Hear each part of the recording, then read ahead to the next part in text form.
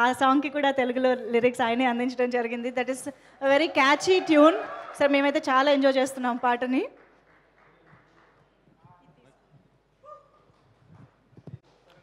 Good evening అందరికీ.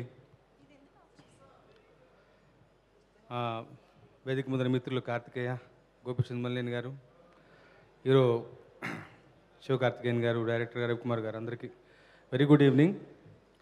ముఖ్యంగా ఈ చిత్ర దర్శకులు రవికుమార్ గారి గురించి చెప్పాలి. ఆయన గురించి నేను గూగుల్ చేసి తెలుసుకున్నాను.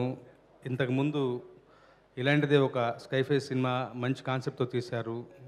ఇవాళ రేపు ఏమంటాం నిన్న ఇవాళ రేపు అన్నట్టు ఆ టైటిల్ వస్తుంది.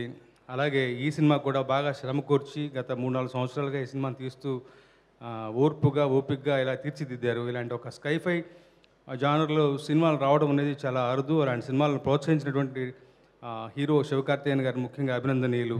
ఆయనకి శివకార్తికేయన్ గారికి ఒక స్పెషల్ ఆడియన్స్ ఉన్నారు. మనం చూసాం ప్రిన్స్ సినిమాతో పాటు. అలాగే తప్పకుండా ఇక్కడ తెలుగు ఆడియన్స్ కోసం కూడా ఆయన సినిమాలు చేస్తూ వీళ్ళని తృప్తిపరుస్తూ ఇలాగే మరిన్ని మంచి మంచి సినిమాలు తీయాలి. ఆ తర్వాత అడిషనల్ అట్రాక్షన్ ఈ సినిమాకి ఏ రెహమాన్ గారి మ్యూజిక్ అంటే ఎక్కడో అంచనాలు ఆకాశాన్ని అంటుతూ ఉంటాయి. గొప్పగా ఉంది. ఈ ఆల్బమ్ నేను ఒక 2 మంచి పాటలు రాశాను. వేరే లెవెల్ అనే పాట చాలా ఇష్టమైన పాట.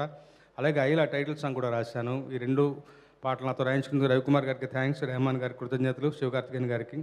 ముఖ్యంగా తెలుగులో మిత్రులు మహేశ్వర రెడ్డి గారి సినిమా చేస్తున్నారు. వారికి ఈ సినిమా మంచి లాభాలు సంపాదించి పెట్టాలి.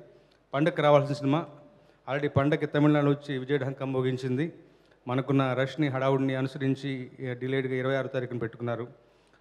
సింగిల్ రిలీజ్గా వస్తుంది. మంచి లాభాలు సంపాదించి పెట్టాలి. ఈ సినిమా అంతకుమించి మంచి పేరు సంపాదించి పెట్టాలి. ముఖ్యంగా దర్శకులు రవికుమార్ గారి ఎఫర్ట్స్కి మంచి అప్రిషియేషన్ రావాలని భగవంతుని ప్రార్థిస్తూ సెలవు తీసుకుంటున్నాను. Thank you so much. Thank you sir, thank you so much. So yes